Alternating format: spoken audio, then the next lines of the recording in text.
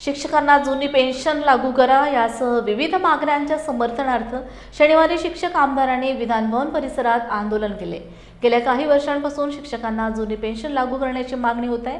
अशात शनिवारी विविध पक्षांच्या शिक्षक आमदारांनी डोक्यावर एकच मिशन जुनी पेन्शन लिहिलेल्या पिवळ्या रंगाच्या टोप्या घालून विधानभवन परिसरात आंदोलन केले।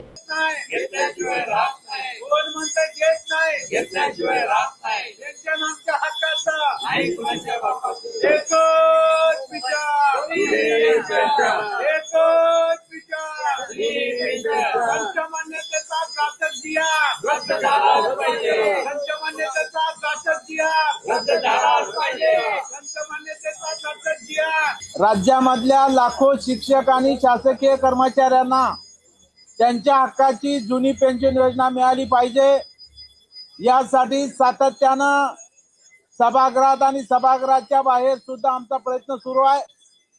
काल सुद्धा हजारोच्या संख्येनं राज्यातील शिक्षक आणि कर्मचारी विधान भवनावरती मोर्चा घेऊन आलेले होते।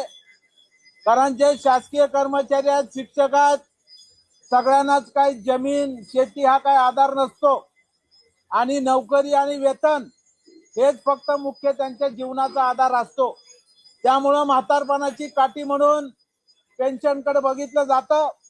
त्यामुळं सेवानिवृत्त झाल्यावर त्यांच्या कुटुंबासाठी एक आधार म्हणून जुनी पेन्शन योजना दिली पाहिजे यासाठी आम्ही सातत्याने शासन दरबारी प्रयत्न करतोय। आणि म्हणून आज सुद्धा आमच्या शिक्षक आणि कर्मचाऱ्यांना जुनी पेन्शन योजना लागू करावी।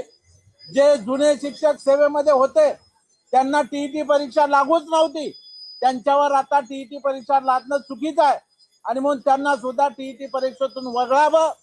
10 मार्च 2024 जो संच मान्यतेचा जाचक GR आहे, ज्याच्यामुळे राज्यातील हजारो शिक्षक अतिरिक्त होणार आहेत, त्यांच्यावरती नोकरीचं गणांतर येणार आहे, तर तोही GR रद्द करावा।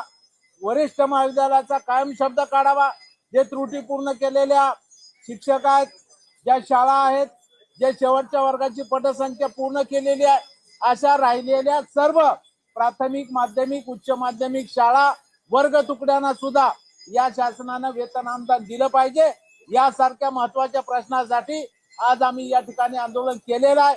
निश्चितपणानं सरकारनं जुन्या पेन्शनच्या बाबतीमध्ये भूमिका घेतली पाहिजे आणि या राज्यातल्या लाखो शिक्षक आणि कर्मचाऱ्याला दिलासा द्यावा, यासाठी निश्चितपणानं ही लढाई आमची सुरूच राहील।